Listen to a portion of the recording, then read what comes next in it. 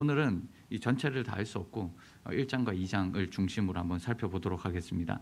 에스더서는 여러분들께서 이미 아시다시피 구약 성경 39권 중에 하나님의 이름이 전혀 등장하지 않는 유일한 책입니다. 여러분 쿰란 공동체가 있는데요. 이스라엘에 가시면 이 쿰란 공동체가 있습니다. 그러니까 예수님 시대 때의 이 문헌들이죠. 예수님 시대 때 그때를 전후로 해가지고 유대 공동체에서 구약 성경 39권 중에 한 권 빼고 전부 다 발견됐거든요. 그 한 권이 뭐냐면 에스더서입니다. 그러니까 쿰란 공동체에서도 이 에스더서가 사용되었는지 의문을 가지고 있는 이 바로 책이 에스더서입니다. 사실 에스더서는 사실은 정경에 대해서 굉장히 논란이 있었던 책이죠. 사실은 초기 교부들 중에서도 이 책은 율법과 복음이 들어맞지 않는다, 들어있지 않다라고 이야기해서 굉장히 좀 비판적으로 생각을 했었습니다. 더군다나 그렇게 정경에 문제가 있는 이유 중에 하나가 뭐냐면 에스더서에 나오는 인물들의 윤리적 모호성입니다. 여러분들 이 이야기를 들으면 의아하시죠? 무슨 윤리적 모호성이 있을까? 여러분 그럼에도 불구하고 이거를 자세히 살펴보시면 윤리적 모호성이 굉장히 많아요. 예를 들면 에스더가 왕후 간택을 당할 때, 그 일을 할 때 자신의 출신을 숨기게 됩니다. 그죠? 자신의 출신을 숨겨요. 그리고 왕과 결혼을 하는데 왕이 이방인이죠. 이런 문제는 사실은 구약 성경에서는 있을 수 없는 일이거든요. 신명기 7장에는 이방인들과 결혼하면 안 됩니다. 에스라 느헤미야 시대 때, 그러니까 가장 에스더서와 가까운 시대 때도 혼합 결혼이 금지되어 있었습니다. 그러니까 이런 모습들, 그리고 신앙의 고백들, 경건의 행위에 대해서 거의 등장하지 않습니다. 그렇기 때문에 이런 윤리적 모성, 이게 과연 신앙인으로서의 삶이 정당한가라는 질문들이 제기됐죠. 그리고 이 모르드게가 이 대적들의 원수를 갚는 이 행위로 몇 명이 죽냐면 7만 5천 명이 죽습니다. 그러니까 말이 7만 5천 명이지 굉장한 숫자거든요. 그러니까 그런 것들을 일반 사람들이 봤을 때는 학살과도 같은 그런 일들을 했기 때문에 이거에 대해서 윤리적으로 문제가 있지 않는가라는 생각을 가지게 됩니다. 그렇기 때문에 이제 하만의 10아들을 죽이는 것도 모자라서 이제 나무에 매달게 했다는 이런 것들이나 7만 5천 명까지 이런 사람들을 죽인 것들. 사실 7만 5천 명은 구약 성경에서 가장 많은 학살 중에 한 명이거든요. 그러니까 하나입니다. 그러니까 7만 5천 명이라고 그 정도로 죽은 예가 거의 없습니다. 그러니까 이런 모든 부분에 대해서 문제 제기를 하는 거죠. 세 번째는 불임절입니다. 에스더서의 이 저작 목적을 하나 뽑으라면 불임절이 겁니다. 유대인의 절기예요. 불임절은 그런 절망의 날이 구원의 날로 바뀌었다. 이거를 기념하는 절기인데 유대 민족에게는 정체성이죠. 생존의 상징입니다. 보이지 않는 하나님께서 공동체에 역사하셨던 그런 일들입니다. 그러나 이 절기가 율법에 기반한 절기가 아니거든요. 그리고 선지서나 또 메시아의 구속과도 별로 관계가 없는 것처럼 보입니다. 그런 면에서 불임절은 비정통적이다. 또 민족 중심적인 날이다. 그리고 그 안에 대적 7만 5천 명이 죽었는데 이거를 축제로 기념을 해서 폭력의 정당화, 그다음 민족주의의 어떤 승리주의 이런 것들이 있다. 그런 맥락에서 기독교 전통 안에서는 이 불임절을 잘 받아들이지 않았습니다. 여러분 생각해 보세요. 우리가 절기를 지키는데 불임절은 지키나요, 안 지키나요? 지키지 않거든요. 그러니까 이 불임절을 우리가 어떻게 생각해야 되는가라는 점이죠. 그러니까 이런 맥락들 때문에 사실은 루터는 굉장히 많이 비판을 했습니다. 딱상다마라는 책에서 나는 에스더서를 그다지 높게 평가하지 않는다. 너무 유대적이고 지나치게 이교적 무례가 가득하다. 그 안에는 하나님에 대한 진정한 믿음도 경건도 기도도 없다. 라고 이렇게 평가를 하게 됩니다. 사실은 이 에스더서 자체가 정리를 하면 하나님의 이름이 없고 어떤 종교적인 색채가 거의 없습니다. 거기다가 두 번째는 인물들의 윤리적 모호성이죠. 그리고 에스더서의 인물들을 우리가 다음에 한번 살펴볼 건데 흑백으로 나눌 수 없는 회색 지대에 있습니다. 그러니까 딱 종교인이다 혹은 신앙인이다 라고 이야기하기도 좀 그렇고 세상 사람이다라고 이야기하기도 어려운 이 회색 지대에 서 있거든요. 그리고 그 상황들도 그래요. 그러니까 그 속에서 어떻게 우리가 이 윤리적인 부분을 이해를 할 수 있을까라는 생각들도 우리가 다음 시간에 한번 살펴보고요. 세 번째 이제 불임절. 이 불임절은 기독교에서 어떻게 받아들여져야 되는가? 이런 논란이 있음에도 불구하고 여튼 이게 정경에 들어왔고요. 에스더가 지금 우리 안에 들어왔습니다. 그러니까 우리가 애써서 개간 이런 부분을 차근차근 살펴보면 요 세 가지 문제가 자연스럽게 해결될 거라는 생각을 가집니다. 일단 에스더서의 구조와 내용, 여러분들 잘 아시는 내용이죠. 일단은 와스티가 폐위되는 이 사건부터 시작을 합니다. 그래서 왕비가 비었는데 티오가 났죠. 그래서 에스더가 왕비가 됩니다. 그리고 이 절하지 않는 모르드게, 그러니까 하나의 이야기가 진행되는데 하만에게 절하지 않는 모르드게 때문에 유다인들이 위기에 처하죠. 그때 이제 모르드게가 에스더에게 결단해라, 네가 이때를 위함이 아니냐, 이런 얘기를 하고 에스더가 결단을 하게 됩니다. 그리고 결국은 상황이 뒤집히죠. 모르드게가 높아지고 하만은 죽게 됩니다. 그리고 에스더의 간청으로 적을 죽입니다. 오늘 본문이었거든요. 에스더의 간청으로 적을 더 죽이게 돼요. 많이 죽였는데 더 죽이게 됩니다. 그리고 이 날을 기념하는 날, 그게 바로 불임절입니다. 이 이야기가 에스더서. 여러분들 이 내용은 여러분들께서 파악하고 있다라고 생각을 하고요. 오늘은 1장과 2장을 한번 살펴보도록 하겠습니다. 1장에 여러분들께서 보시면 1장 1절에 이 일은 아하수에로 왕 때 있었던 일이다라고 시작을 합니다. 역사적 사건이죠. 아하수에로 왕은 지금 말로 하면 크세르크세스 1세입니다. 그러니까 이 왕이 굉장히 유명한 왕이에요. 역사적 배경을 보면 이 크세르크세스 1세는 이 아버지가 누구였냐면 이 다리오 왕이었는데요. 이 다리오 왕이 마라톤 전투를 했던 왕입니다. 여러분들 우리가 이 마라톤 전투의 전설에 대해서 여러분들 알고 계실 겁니다. 그러니까 이 동방과 서방의 큰 전쟁이에요. 그러니까 지금은 여러분들 21세기를 살아가고 있는 우리는 지금 시대가 이 서방에 거의 가 있죠. 모든 이제 흐름들이 서방에 있습니다. 그래서 서방의 흐름을 따라서 동방이 따라가는 느낌이었지만 사실은 이 기원전 그리고 이 시기만 해도 동방이 모든 것을 주도했습니다. 특별히 이 메소포타미아 지역, 그리고 레반트 지역, 그리고 여기에 있는 이 페르시아 제국, 이 동방이라는 이 거대한 권력과 제국이 전 세계에 영향력을 주었다라고 생각해도 과언이 아닙니다. 모든 역사적 흐름은 동방에서 일어났습니다. 그러다가 처음으로 동방과 서방이 붙는 장면이 나오는데 그 장면이 바로 페르시아와 그리스거든요. 아테네. 이 연합들과 이 페르시아가 붙는 장면인데 페르시아가 이 영토를 확장하기 위해서 처음으로 서방까지 넘어가지고 전쟁을 일으킨. 그런데 이 아테네부터 시작해서 이 그리스가 이것을 잘 막아내죠. 그래서 그 유명한 이라 마라톤 전투가 있죠.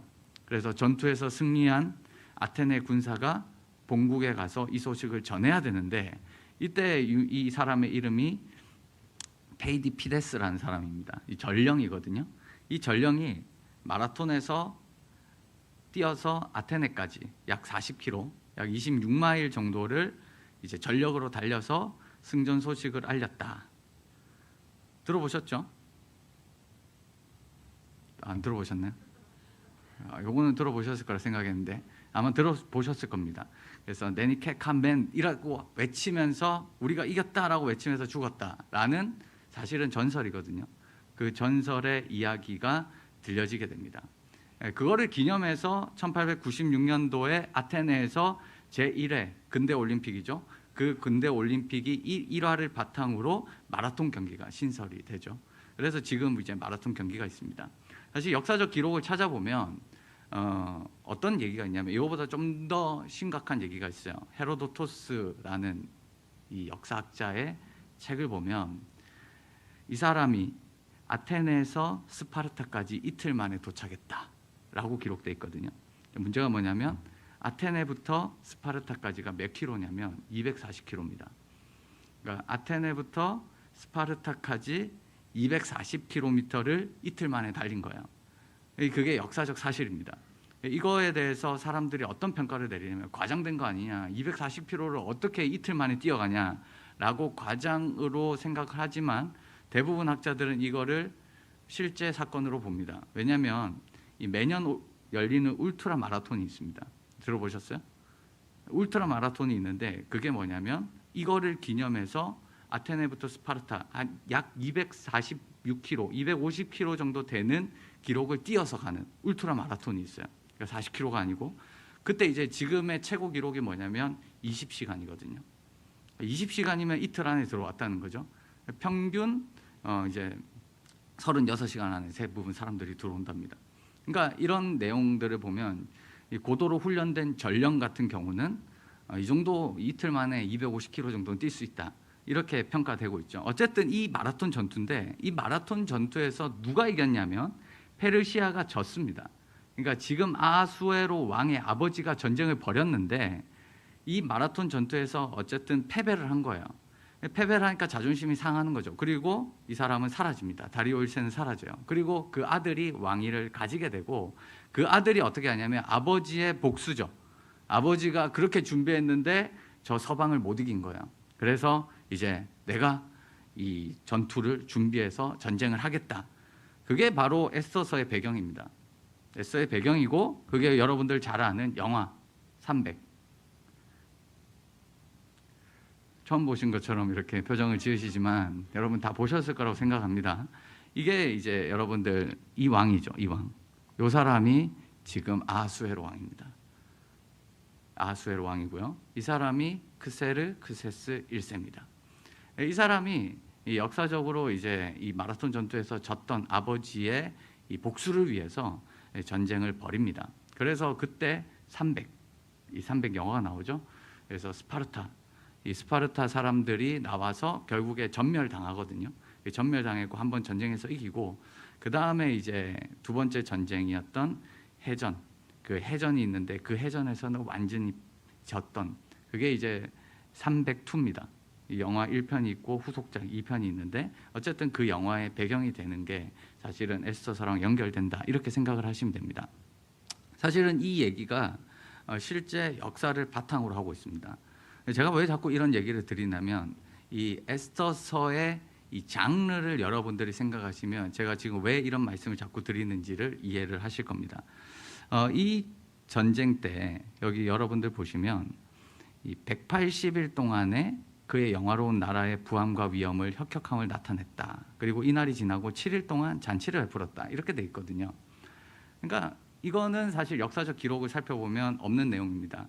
그럼에도 불구하고 지금 에스더서에서 아하수에로 왕이 아버지가 졌던 전투에서 이기기 위해서 다시 한번 사기를 충전하기 위해서 어쨌든 180일 정도 에스더서의 기록에 따르면 180일이니까 그동안 잔치를 벌였다라고 되어 있습니다. 그리고 또 7일 동안 잔치를 베풀었다. 우리는 에스더서를 대할 때 어떻게 대하냐면 너무 진지하게 대해요. 에스더서의 장르를 여러분들 한마디로 말씀드리면 풍자입니다. 풍자. 그러니까 이게 무슨 말이냐면 그때 당시에 유대인들이 에스더서를 읽잖아요. 그 에스더를 읽으면 웃어야 되거든요. 그러니까 이런 모순들, 이게 좀 뭐라고 해야 될까요? 빈틈 없어 보이는데 이런 좀 빈틈이 많은, 그리고 이 우스꽝스러운 이 일이 진행되는 이 우스꽝스러운 모습들 그런 모습들은 실제로 블랙 코미디 같은 풍자와 조롱이 이렇게 굉장히 많이 섞여 있습니다. 우리가 에스더서를 볼 때 전혀 이런 거를 고려하지 않고 에스더서를 보다 보니까 너무 진지하게 봐요. 너무 진지하게 보니까 웃음기를 빼버리는 거죠. 이게 원래 웃기려고 했는데 웃지 않는 그 청중들을 만날 때 얼마나 그 민망한지 아시죠? 지금 에스더서의 저자는 여러분들을 많이 웃기고 싶은 거예요. 많이 웃겨서 뭘 얘기하고 싶냐면 이 페르시아에 대한 모순들 그리고 이 허상들 이것들을 드러내고 싶은 겁니다.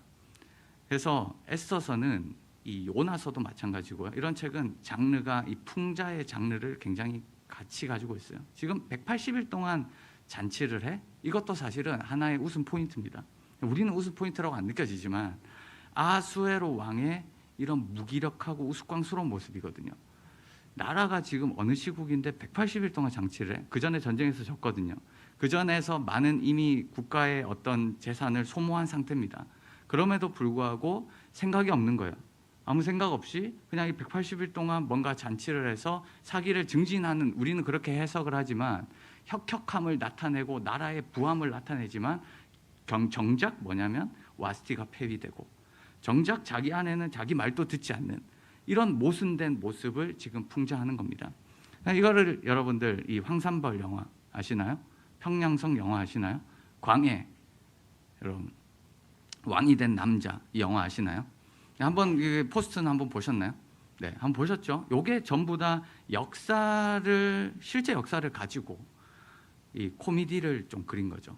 황산벌 같은 경우는 신라 백제간의 이 황산벌 전투를 소재로 한 사극 코미디거든요. 그 다음에 이제 뭐 평양성 같은 경우도 뭐 을지문덕 전투거든요. 그 전투에서 권력자의 무능과 그 다음에 민중의 고통을 해악한, 그래서 풍자한 어떤 이런 모습들을 여기에 그리고 있습니다. 광해군의 대리청정을 맡은 이병헌이 주인공인데 이때 가짜 왕이 진짜 왕처럼 정치를 펼쳐가는 이야기입니다. 역사적 사실을 바탕으로 하지만 약간의 이 가미된 요소가 있는 거죠.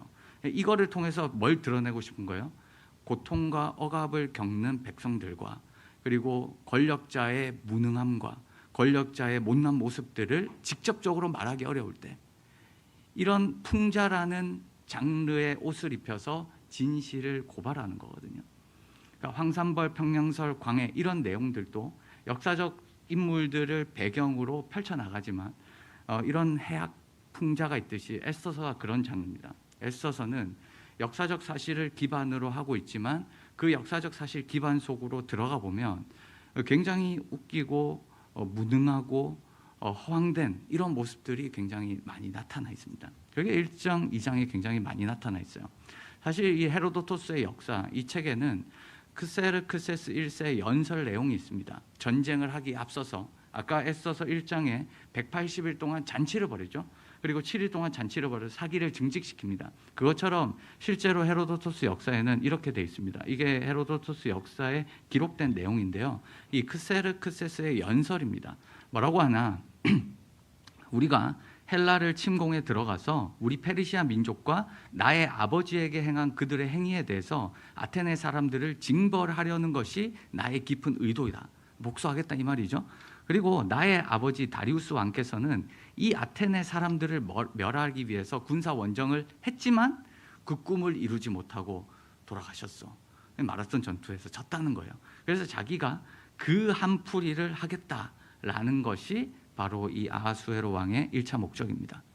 근데 이때 이 180일 동안 잔치를 벌이고 이 일 속에서 웃긴 이야기가 발생하는 거죠. 그 웃긴 이야기가 뭐냐면 왕후 와스티를 데리고 와라. 아리따움을 보여주고 싶은 거죠. 그런데 문제가 뭐예요? 왕후 와스티가 내시가 전하는 왕명을 따르기를 싫어했다는 거예요. 이게 사실은 굉장히 풍자하는 거거든요. 겉으로는 굉장히 위대한 것처럼 보이고 완벽한 것처럼 보이는 그 왕. 그러나 실상은 뭐예요? 권력의 허위성과 왕의 무기력함을 폭로하고 있습니다. 이게 와스티, 하늘 아래 최고의 권위자였던 그 사람의 명령. 그 사람이 조서를 쓰면 누구도 변경을 불가능한 그 법이 돼버립니다. 그럼에도 불구하고 지금 와스티는 이 한마디를 듣기 싫은 거예요. 그러니까 이 제국 전체의 허술함, 과장, 그리고 허황된 이런 것들을 지금 보여주고 있는 거죠. 와스티의 폐위를 통해서. 지금 왕이 어떤 상태냐면 술 취한 상태거든요. 나중에 좀 살펴보겠지만 페르시아는 법의 나라입니다. 모든 것이 법대로 돌아가요. 그 시스템이 완벽한 것처럼 보입니다. 그래서 1장 8절에 보면 이렇게 돼 있어요. 마시는 것도 법도가 있다. 이렇게 돼 있거든요. 여러분 술 마시는데 무슨 법도가 필요합니까? 근데 지금 여기에서 이것을 통해서 뭘 보여주냐면 이 페르시아 제국이 법으로 모든 것이 돌아가는 것처럼 보이지만 쓸데없는 것까지 법으로 만들어가지고 마시는 것도 법도가 있어요. 왕이 이 술을 마시고 정신이 지금 헷가닥하는 상태입니다. 헷가닥하는 상태인데 와스티는 그 말을 안 듣는 이런 모습을 통해서 페르시아의 허점을 계속 보여주는 거죠. 그래서 또 법의 시대니까 왕이 사례를 아는 현자들에게 묻습니다. 그러니까 지금 이 모습도 풍자거든요. 무슨 풍자냐면 집안일이거든요. 아내 일이, 아내가 말 안 들어요. 근데 왕이 지금 뭐 하고 있냐면 법관한테 가가지고 이거 어떻게 해야 되냐 묻고 있는 거예요.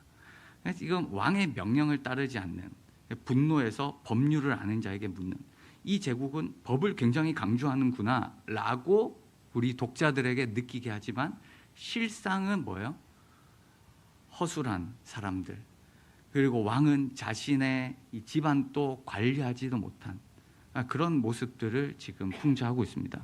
그러니까 이 사람들이 대답합니다. 뭐라고 대답합니까? 지금 왕후 와스티가 왕에게도 잘못했는데 이 사람은 지금 심각합니다. 모든 관리들과 뭇 백성에게도 다 잘못한 겁니다. 이렇게 이야기를 합니다. 그리고 이런 와스티의 행위가 소문이 나면 모든 여인들이 전파되면 그들로 그들의 남편을 멸시할 것이다. 그리고 이걸 진지하게 받아들이시면 안 됩니다. 지금 이거는 뭐냐면 너무 어리석은 거예요. 여왕 지금 와스티가 거절했는데 그 거절이 제국 전체의 가정 질서에 영향을 줄 것이라고 지금 과장하고 있는 겁니다. 그래서 뭐라고 해요? 법으로 이거를 눌러버립니다. 조서를 써서 여성을 순종하게 해야 된다. 이 법으로 만들어야 됩니다. 이 얘기를 지금 하고 있는 거예요.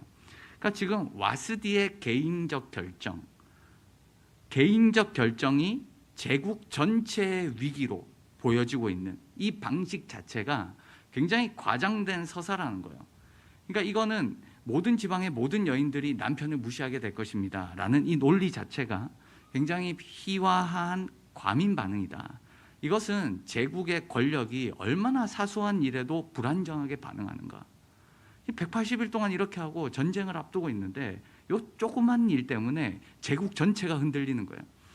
그 모습을 지금 보여주는 블랙 코미디 같은 설정입니다.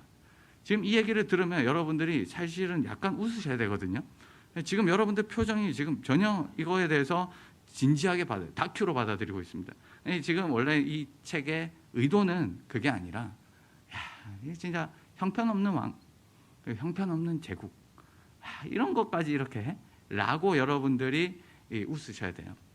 근데 우리가 성경을 너무 진지하게 보다 보니까 웃음을 걷어버리죠. 이거를 너무 이렇게 다큐로 받아들이시는데 원래 저 의도는 그런 게 아니다.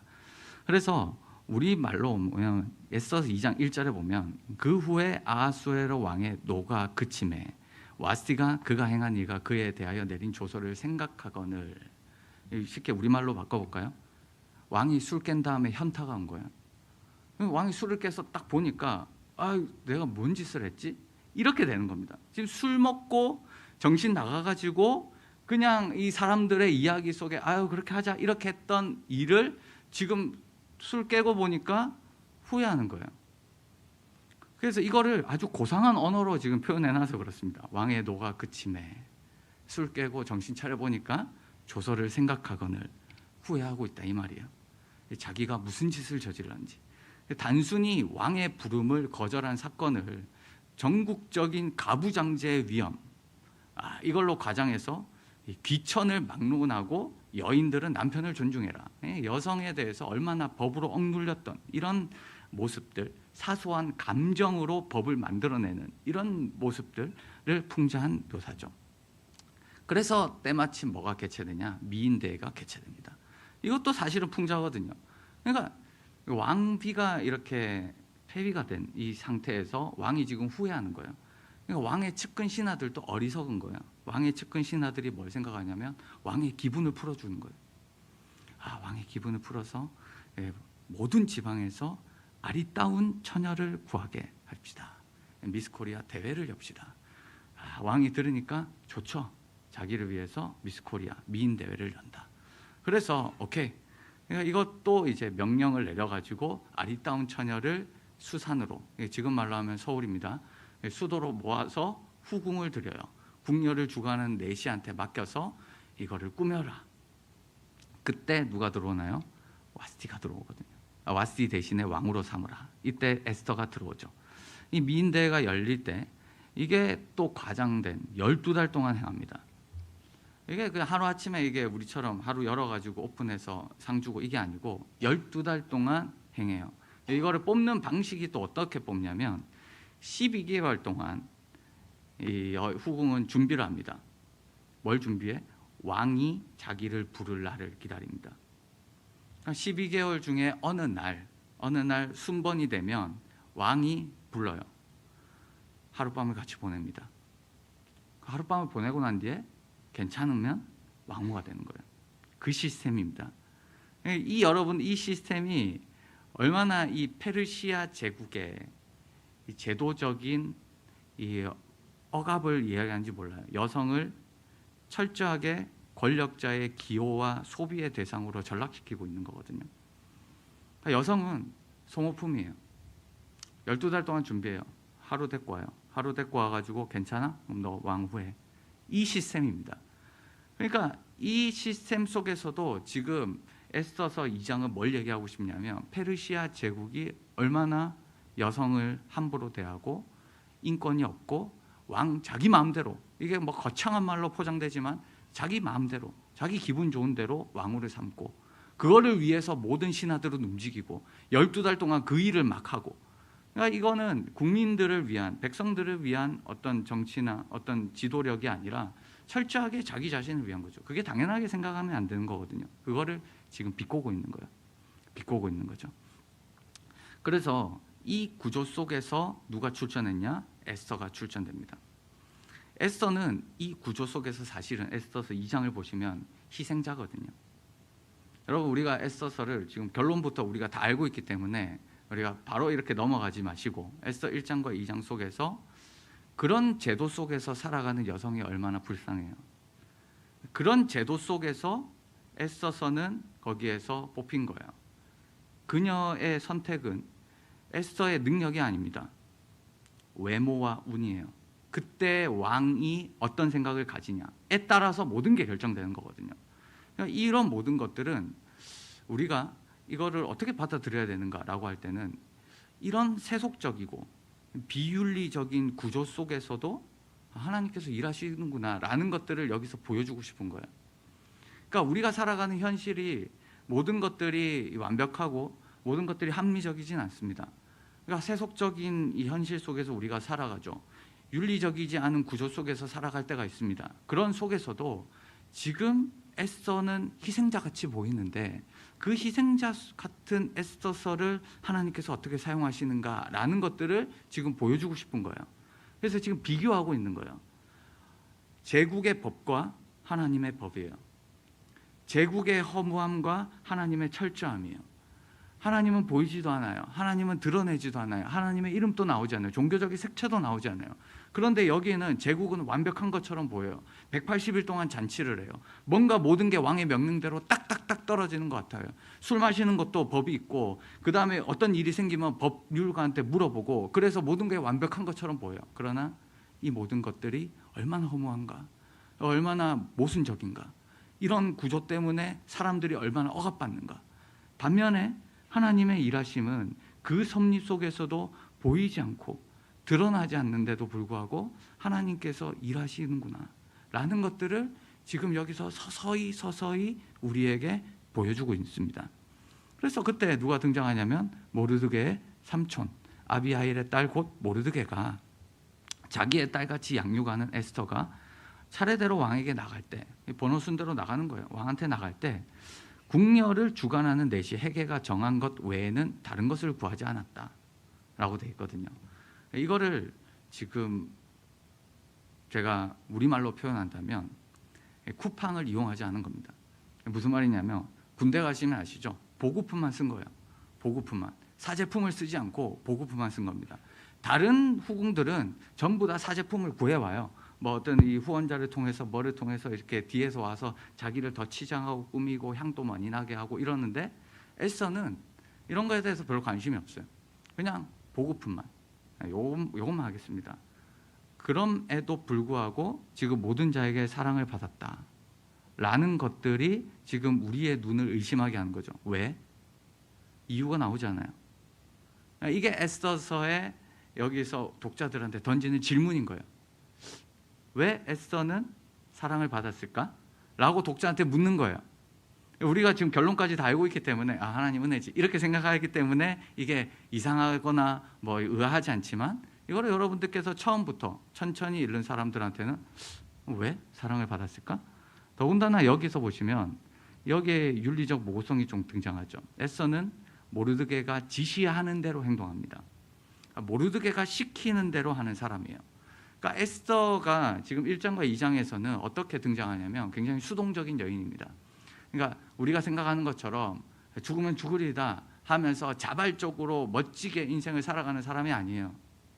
에서는 철저하게 수동적인 사람입니다. 모르드게가 시키는 것만 해요.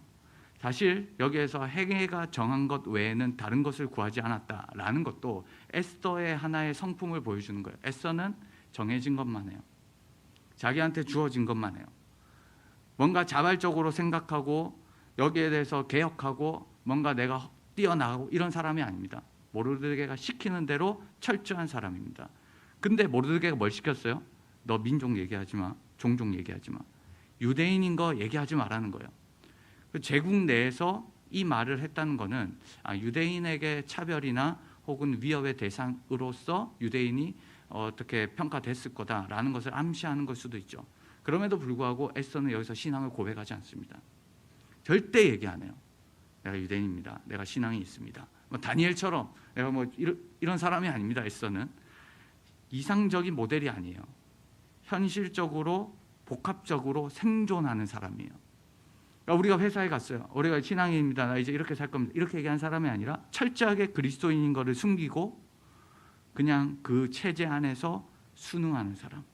불합리해요. 불합리한 거에 대해서 얘기하지 않아요. 왜 이렇게 합니까? 왜 여성을 이렇게 취급합니까? 얘기하지 않아요. 그냥 조용하게 침묵하는 사람이에요.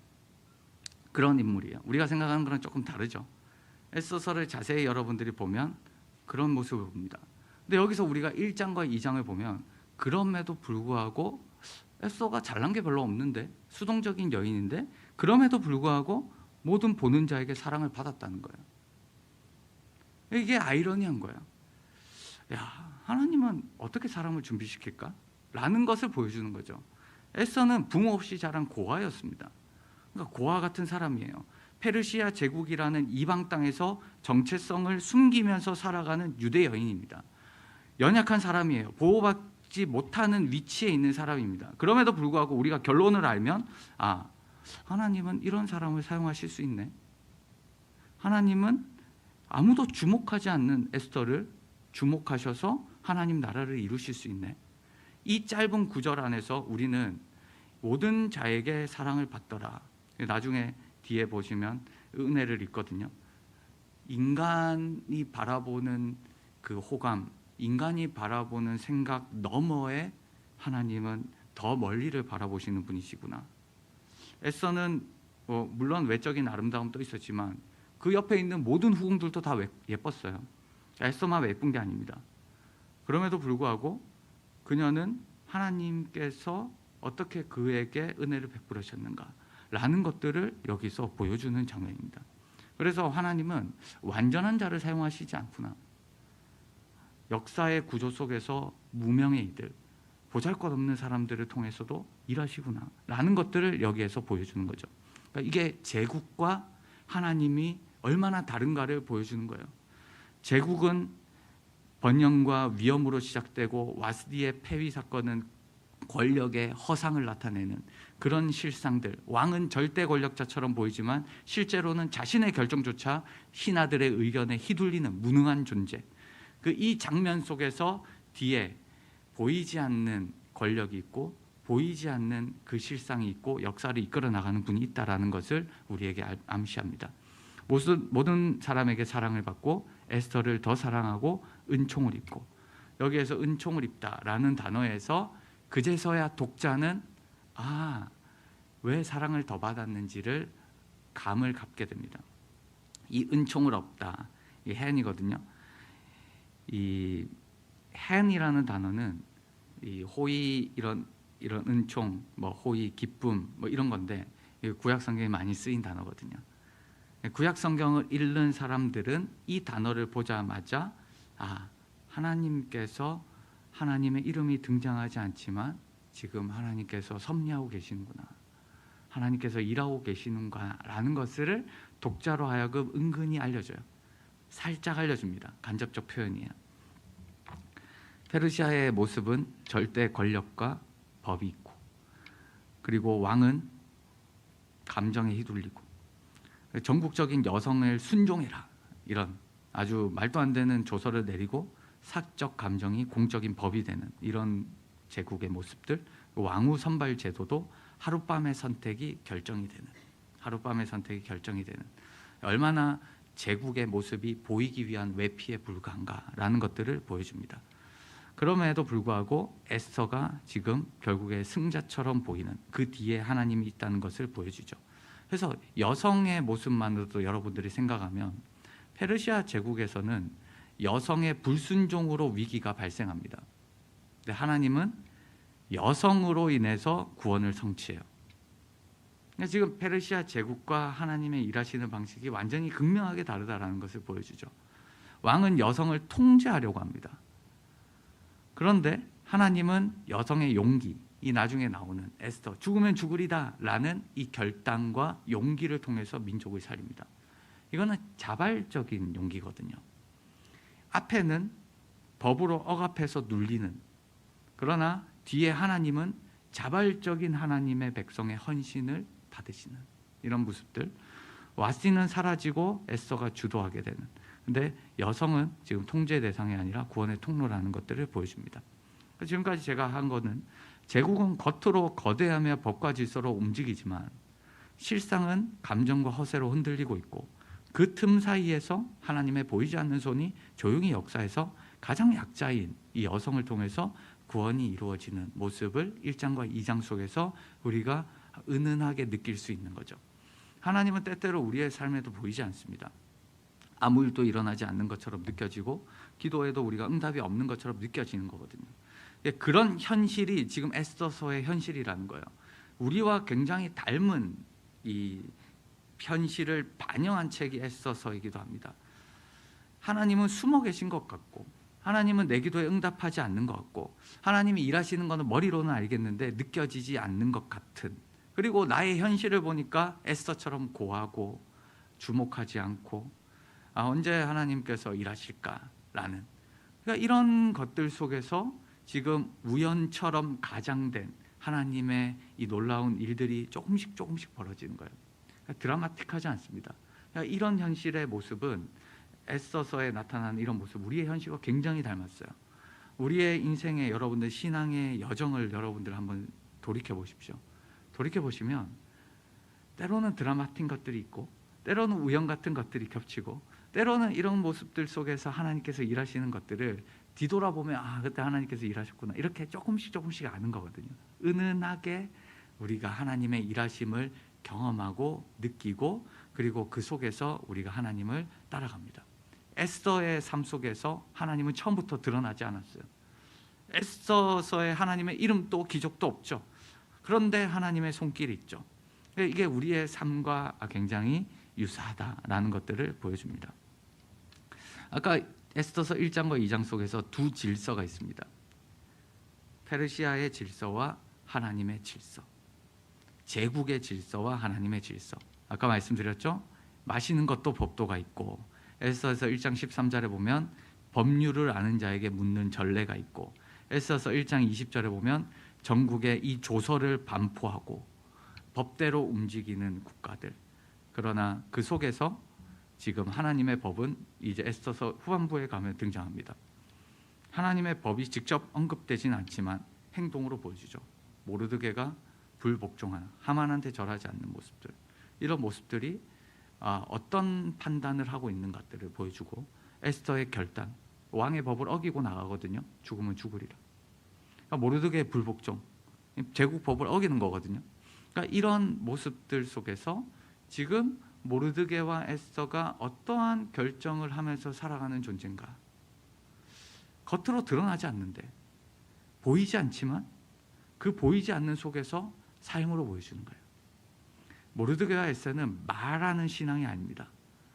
말의 신앙이 아니라 행동의 신앙이에요.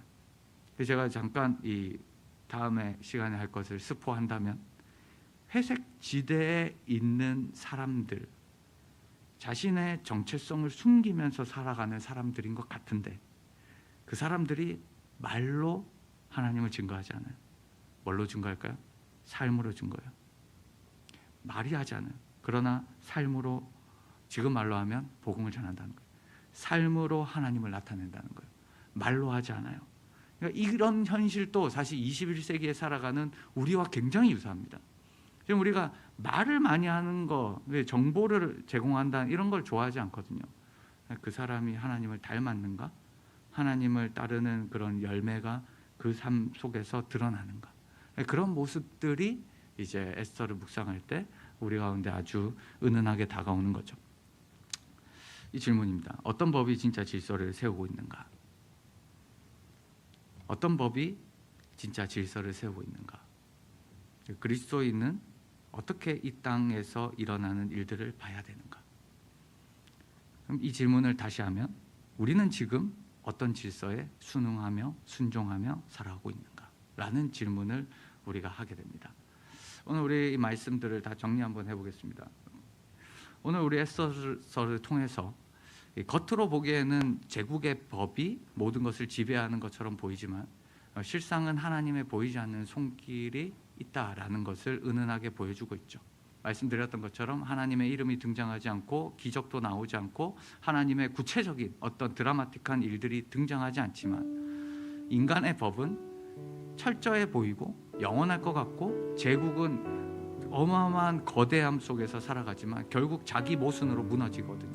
근데 하나님의 법은 이름 없이 등장하고 소리 없이 작동합니다. 하나님의 백성과 역사를 구원하는 힘으로 은은하게 드러나요. 우리의 삶에도 이 두 법이 공존합니다. 제국의 질서와 세상의 기준과 눈에 보이는 권위와 그리고 그 너머에 역사하시는 하나님의 질서와 섭리. 우리는 지금 어떤 질서에 순종하며 살아가고 있는가? 우리는 에스더와 모르드게처럼 보이지 않는 그 하나님의 손길을 신뢰하면서 살아가고 있는가? 그분의 이름 없이 그분의 뜻을 따르고 그분의 명령 없이 그분의 길을 선택하고 있는가? 이 질문은 우리가 에스더서 시대만이 아니라 오늘날 우리가 살아가는 이 땅에서 우리의 삶 속에서 유효한 질문입니다. 우리가 이 질문 속에서 우리의 삶을 되돌아보고 우리의 모습이 하나님의 그 보이지 않는 손길을 신뢰하는, 그래서 그 하나님을 경험하게 되시는 저와 여러분들 되시기를 주님의 이름으로 축복합니다. 네, 우리 함께 찬양하시면서